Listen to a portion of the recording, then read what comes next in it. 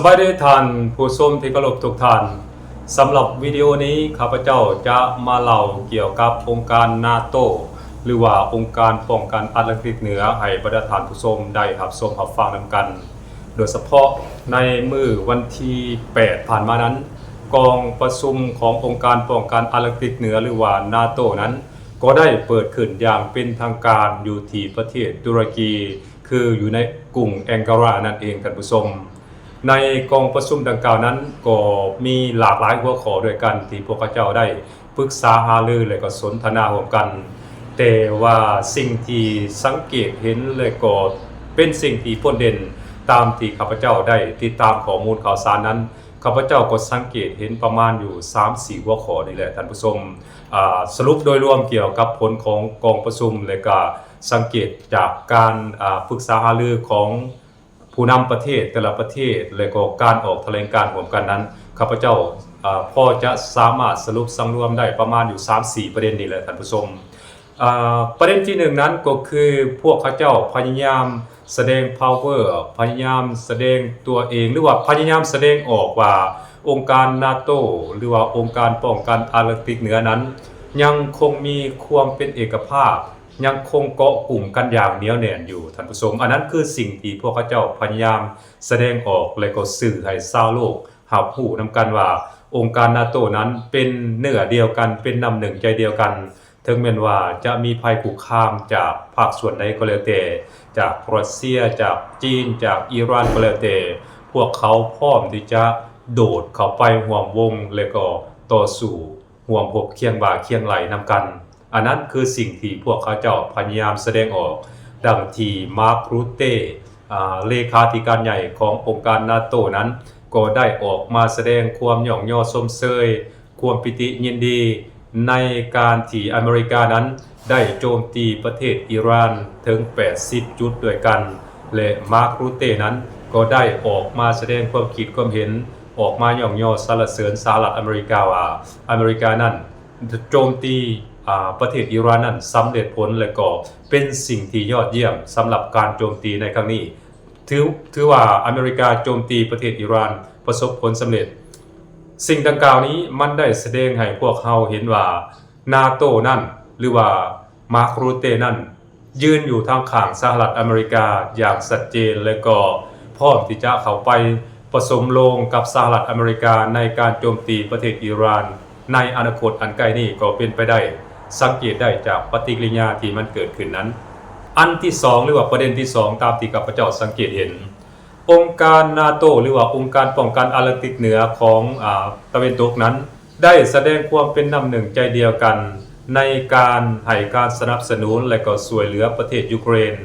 ดังที่พวกเขาเห็นได้พวกเจ้าได้ร่วมกันแถลงการหรือว่าร่วมกันออกแถลงการในการให้การสนับสนุนและก็ช่วยเหลือยูเครนคือพวกเจ้าได้ตั้งวงเงินในการสนับสนุนและก็ช่วยเหลือประเทศยูเครนนั้นถึง 140,000 ล้านดอลลาร์สหรัฐนั้นก็มีเงินกู้ประมาณอยู่40หรือว่า70,000 ล้านดอลลาร์สหรัฐและส่วนที่เหลือนั้นก็จะเป็นเงินช่วยเหลือแบบทวิภาคีคือเงินจากประเทศนั้นประเทศนี้จะส่งไปช่วยเหลือประเทศยูเครนบ่ว่าจะในรูปแบบใดก็แล้วแต่ว่าในนามขององค์การป้องกันแอตแลนติกเหนือหรือว่านาโตนั้นก็ได้ให้คำมั่นสัญญาหรือว่าได้ให้คำประกันกับประธานาธิบดีเซเลนสกี้ของยูเครนแล้วว่าจะให้การสนับสนุนและก็ช่วยเหลือประเทศยูเครนในการต่อสู้กับประเทศรัสเซียต่อไปโดยเฉพาะแม้จะให้เงินกู้แก่ประเทศยูเครนนั้นถึง 140,000 ล้านดอลลาร์นั้นเป็นเงินกู้ล้วนๆประมาณอยู่ 70,000 ล้านดอลลาร์สหรัฐท่านผู้ชมอันนั้นคือเขาต้องการแสดงออกหรือว่าบ่งบอกและก็ส่งสัญญาณไปยังประเทศรัสเซียว่านาโตหรือว่าบรรดาประเทศในสหภาพยุโรปนั้นยังยืนเคียงบ่าเคียงไหลและก็ยังคงให้การสนับสนุนประเทศยูเครนต่อไปบ่มีวันรัสเซียจะสามารถเอาชนะประเทศยูเครนได้อย่างแน่นอนอันนั้นคือสิ่งที่พวกเจ้าต้องการบ่งบอกบัดนี้ประเด็นที่3สำหรับประเด็นที่3นี้ข้าพเจ้าสังเกตเห็นว่าโดยเฉพาะแม่นมาร์ค รูเต้นั้นได้ออกมาแสดงท่าทีอย่างชัดเจนที่ต้องการเกาะพิษเกาะเถียงและก็ต้องการเป็นปรปักษ์กับประเทศรัสเซียอย่างชัดเจนสังเกตได้ จากการออกมาข่มขู่และก็การออกมาทิมโทษหรือว่าพยายามสร้างภาพพจน์ภาพลักษณ์ให้กับประเทศรัสเซียว่ารัสเซียนั้นเป็นภัยคุกคามต่อองค์การป้องกันอาร์กติกเหนือหรือว่านาโตรัสเซียเป็นภัยคุกคามต่อสหภาพยุโรปและก็เป็นภัยคุกคามต่อ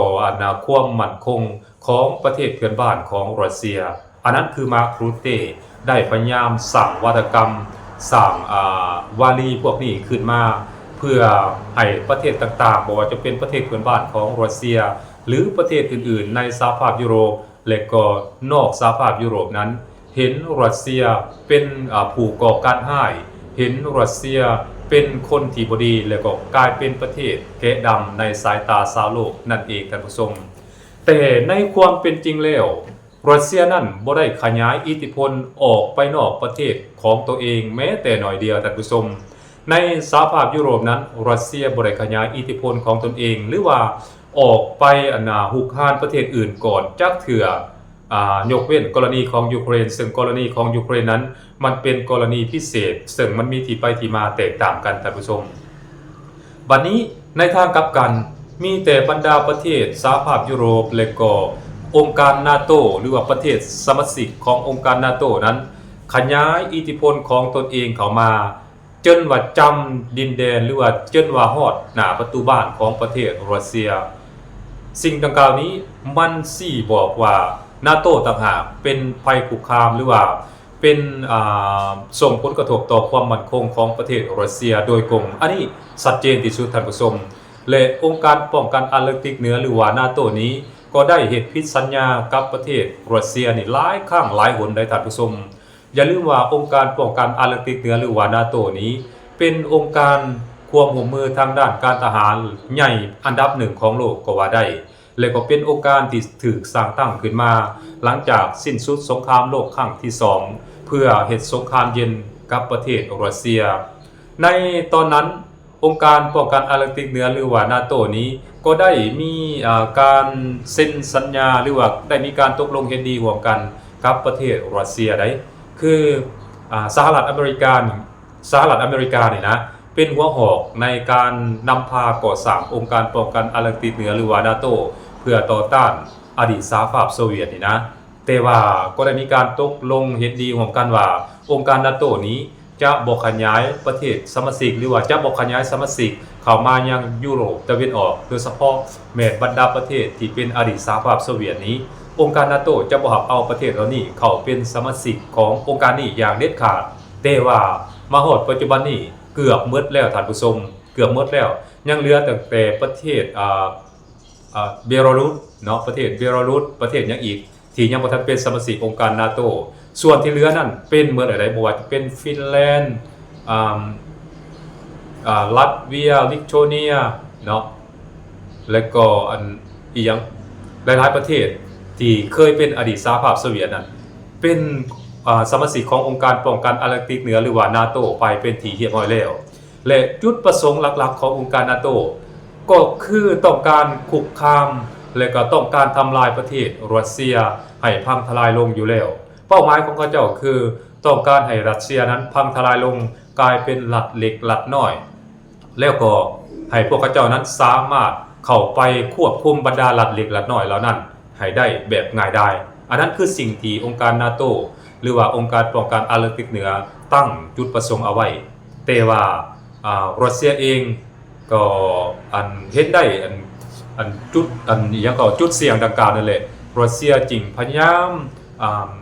ต่อรองกับบรรดาประเทศโดยเฉพาะแม้ว่าองค์การป้องกันอาร์กติกเหนือหรือว่านาโตหรือว่าประเทศที่มีอิทธิพลกับองค์การนาโตนี่แหละอย่างสหรัฐอเมริกานั้น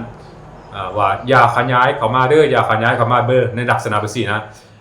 ตอนที่ก่อนเกิดสงครามระหว่างรัสเซียกับยูเครนนั้นรัสเซียก็ได้พยายามยื่นข้อเสนอพยายามเจรจากับองค์การนาโตก็ดีสหภาพยุโรปก็ดีกับสหรัฐอเมริกาก็ดีห้ามบ่ให้พิจารณาหรือว่ารับเอายูเครนนี่นะรับเข้าเป็นสมาชิกองค์การนาโตอย่างเด็ดขาดแต่ว่าสหรัฐอเมริกาตอนนั้นก็ปฏิเสธองค์การนาโตก็ปฏิเสธว่าโอ้มันบ่ได้มันเป็นสิทธิ์ของยูเครนที่จะพิจารณาทางเลือกของตนเองประมาณนั้นนะ แต่ว่าเขาลืมซะคำมั่นสัญญาที่ได้ให้ไว้กับรัสเซียนั่นเห็นบ่เมื่อมันเป็นนั่นปืนมาจ่อคอหออยู่หน้าบ้านตัวเองแล้วรัสเซียมันก็บ่มีทางเลือกเนาะเพราะฉะนั้นรัสเซียจำเป็นต้องปฏิบัติการพิเศษทางการทหารอยู่ในประเทศยูเครนจึงเป็นที่มาของสงครามระหว่างรัสเซียกับยูเครนนั่นเองแต่ในความเป็นจริงแล้วมันบ่แม่นสงครามระหว่างรัสเซียกับยูเครนใดมันเป็นสงครามระหว่างรัสเซียกับนาโตเป็นสงครามระหว่างรัสเซียกับสหรัฐอเมริกาอันนั้นคือความเป็นจริงที่มันเกิดขึ้นระหว่างรัสเซียกับยูเครนก็ดีระหว่างรัสเซียกับสหภาพยุโรปก็ดีอันนั้นคือกรณีที่3ที่ข้าพเจ้าสังเกตเห็นการเคลื่อนไหวขององค์การนาโตที่ประชุมกันอยู่ประเทศแองการานั่นเองท่านผู้ชมวันนี้ประเด็นที่4ก็คือองค์การนาโตนี้ถึงแม้ว่าเขาจะมีความเป็นเอกภาพกันในกองประชุมก็แล้วแต่เนาะแต่ว่าในความเป็นจริงองค์การนาโตนั้นมันก็มีความแตกแยกกันอยู่ในตัวหมายความว่าในขณะที่พวกเขาเจ้าพยายามแสดงความเป็นน้ำหนึ่งใจเดียวกันเพื่อต่อต้านรัสเซียนั้นอีกด้านหนึ่งเขาก็มีความขัดแย้งกันเนาะดังที่สังเกตเห็นได้คือสหรัฐอเมริกานั้นก็พยายามสร้างวาทกรรมขึ้นมาว่าสหรัฐอเมริกานั้นอยากให้บรรดาประเทศสมาชิกนาโตนี้เพิ่มงบประมาณทางการทหารเพิ่มขึ้นจาก 3% ให้กลายเป็น 5% ของ GDP อันหนึ่งอันที่2มาสหรัฐอเมริกานี่จังใดก็ต้องเอาเกาะกรีนแลนด์ให้ได้มาเป็นของสหรัฐอเมริกาและสหรัฐอเมริกาก็บอกว่าอันเกาะกรีนแลนด์นี่นะมันสำคัญต่อความมั่นคงต่อความอยู่รอดของสหรัฐอเมริกาแท้ๆและก็บ่ซัพพอร์ตแต่สหรัฐอเมริกายังสำคัญต่อองค์การนาโตนำแต่ว่าสหรัฐอเมริกาจะ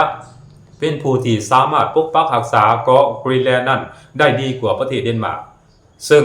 จุดดังกล่าวนี้มันก็สร้างความบ่พอใจให้กับนายกรัฐมนตรีของเดนมาร์กเป็นอย่างยิ่งและก็องค์การนาโตโดยเฉพาะแม่นสมาชิกขององค์การนาโตหลายๆประเทศก็ออกมาแสดงท่าทีหรือว่าตอบโต้กับสหรัฐอเมริกาทันทีว่าบ่เห็นดีเห็นงามนำแนวคิดของสหรัฐอเมริกาในลักษณะแบบนี้ถ้าว่าสหรัฐอเมริกานี้เข้าไปยึดเอาเกาะกรีนแลนด์มาเป็นของสหรัฐอเมริกาบรรดาประเทศสมาชิกขององค์การนาโตนี้ก็พร้อมที่จะปกป้องอธิปไตยของบรรดาสมาชิกประเทศนาโตนั่นก็หมายความว่าจะเข้าไปต่อสู่ร่วมกับประเทศเดนมาร์กว่าง่ายๆก็คือสมาชิกนาโตนั้นจะต่อสู้กันเองถ้าว่าอเมริกากระทำการดังกล่าวเห็นบ่แสดงว่าเขาเจ้าก็บ่ได้ลงห้อยกันเขาก็ยังมีความแตกแยกกันอยู่เนาะเห็นบ่ที่สำคัญในกองประชุมองค์การนาโตครั้งนี้อเมริกาประกาศเป็นปรปักษ์กับสเปนอย่างชัดเจนคือตัดขาดการค้าการขายกับสเปนทุกทางด้วยเหตุผลที่สเปนนั้นบ่ให้อเมริกาใช้ฐานทัพของสเปนไปโจมตีประเทศอิหร่านเพราะฉะนั้นอเมริกาจึงแบนหรือว่าลงโทษประเทศสเปนแต่ว่าสเปนก็เองก็บ่ง้อเนาะสเปนเองบ่ง้อแล้วก็บ่ได้ตอบโต้แต่ประการใดอันนึงอันถัดมาคือเกี่ยวกับกรณียูเครนนั้นในช่วงหลังๆมานี้ก็มีหลายประเทศได้ออกมาประกาศหรือว่าได้ออกมาให้สัมภาษณ์ในลักษณะแบบว่าต่อไปนี้บรรดาประเทศเหล่านี้นั้นจะบ่ให้การสนับสนุนและก็ช่วยเหลือประเทศยูเครนอีกต่อไปแล้วโดยเฉพาะแม่นลัตเวียบ่หรือว่าลิทัวเนียข้าพเจ้าก็ชื่อบ่ผิดบ่ชื่อปานใดเนาะว่าต่อไปนี้จะบ่ให้การสนับสนุนหรือว่าจะบ่ส่งอาวุธยุทโธปกรณ์ของตนเองนี้ไปให้กับประเทศยูเครนอีกแล้วเพราะว่าอาวุธในสางของตัวเองนะมันหมดสต็อกแล้วบ่มีอาวุธที่จะส่งไปให้ยูเครนอีกต่อไปแล้วอันหนึ่งอันที่2มาก็คือมีประเทศหนึ่งฟินแลนด์บ่หรือว่าโปแลนด์หรือว่าเนเธอร์แลนด์นี่แหละครับพระเจ้าก็จื่อบ่ผิดเอาแต่ว่าออกแลนด์นี่นะได้ออกมาประกาศว่าจะบ่ให้เงินสนับสนุนประเทศยูเครนอีกต่อไปเลยได้เพราะว่าได้ให้การสนับสนุนแล้วก็ช่วยเหลือประเทศยูเครนนี่ทางด้านการเงินนี้เฮ็ดสงครามกับรัสเซียนั้น23ครั้งแล้วแต่ว่ายูเครนเองกลับบ่มีความคืบหน้าในการต่อสู้กับประเทศรัสเซียหมายความว่ามันบ่มีวี่แววหรือว่าท่าทางว่าจะสามารถเอาชนะประเทศรัสเซียได้เพราะฉะนั้นในช่วงหลังๆมานี้พวกเราจริงเห็นว่าประเทศยูเครนนั้นพยายามโจมตีประเทศรัสเซียเหตุสงครามกับประเทศรัสเซียแบบนอกกติกาคือไปโจมตีจุดที่เป็น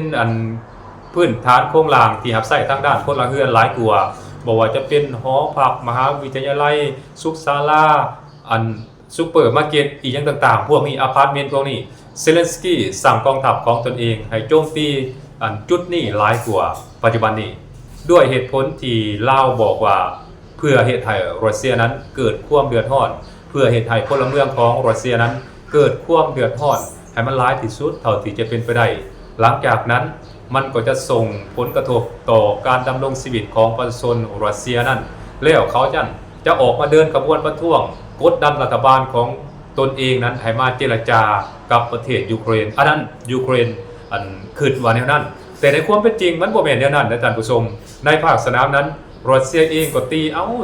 ยึดเอาดินแดนของประเทศยูเครนน่ะนะเห็นบ่มันเป็นแนวนั้นเด้ยึดเอาบ้านยึดเอาเมืองของยูเครนในแต่ละมื้อแต่ละวันนั้นบ่ได้ขาดท่านผู้ชมอันนั้นคือความเป็นจริงที่มันเกิดขึ้นอยู่ในประเทศยูเครนสงครามระหว่างรัสเซียกับยูเครนนั้นเพราะฉะนั้น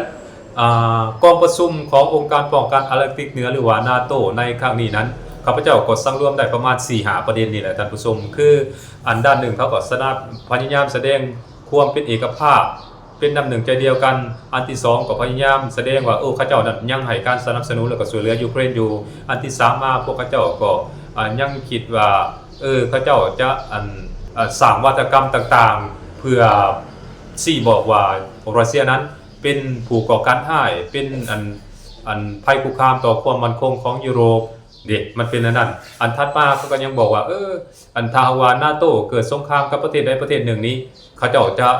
ร่วมตัวกันแล้วก็เข้าไปโจมตีเนาะเห็นบ่มันเป็นลักษณะแบบนั้นแหละบ่มีหยังหลายบ่มีหยังใหม่เนาะบ่มีหยังใหม่สำหรับประเทศบรรดาประเทศสมาชิกองค์การป้องกันอาร์กติกเหนือหรือว่านาโตที่เขาประชุมกันนะแต่ละครั้งเขาก็จะพยายามสร้างวัฒกรรมขึ้นมาเนาะสร้างวัฒกรรมขึ้นมาแล้วก็พยายามโจมตีประเทศนั้นประเทศนี้ด้วยวัฒกรรมที่แข็งกระด้างเนาะเพื่อบ่งบอกให้ตนเองว่าเป็นองค์กรที่มีความเข้มแข็งเป็นองค์กรที่ประเทศอื่นหรือว่าศัตรูนั้นบ่สามารถที่จะเข้ามาแย้มได้หรือว่าเอาชนะได้สิประมาณนั้นแต่ว่าในความเป็นจริงแล้วเขาก็พยายามค้างแล้วก็เหตุให้คนอื่นญาติแต่ความเป็นจริงแล้วหำโหดอยู่ในท่านผู้ชมหำโหดอยู่เนาะบ่สามารถที่จะเอาชนะประเทศอื่นได้เพราะอย่าลืมว่าสงครามระหว่างรัสเซียกับยูเครนนั้นมันบ่แม่นรัสเซียสู้กับประเทศยูเครนลำพังนะท่านผู้ชมรัสเซียนั้นสู้กับประเทศนาโตนั่นก็หมายความว่ารวมมีประเทศสหภาพยุโรปแล้วก็สหรัฐอเมริกาแคนาดานะเห็นบ่แม่นรัสเซียสู้กับยูเครนเพียงประเทศเดียวเลยอาวุธยุทโธปกรณ์ต่างๆนี่รวมแล้วที่แม่นมาจากบรรดาประเทศในสหภาพยุโรปแล้วก็สหรัฐอเมริกาทั้งนั้นเห็นบ่มันเป็นอย่างนั้นเด้ท่านผู้ชมอันนั้นคือเรื่องราวข่าวต่างๆที่ข้าพเจ้านำมาเว้ามาเล่าให้บรรดาท่านผู้ชมครับได้รับชมรับฟังนำกันเกี่ยวกับกองประชุมขององค์การป้องกันอาร์กติกเหนือหรือว่านาโตนั่นเองท่านผู้ชมสบายดี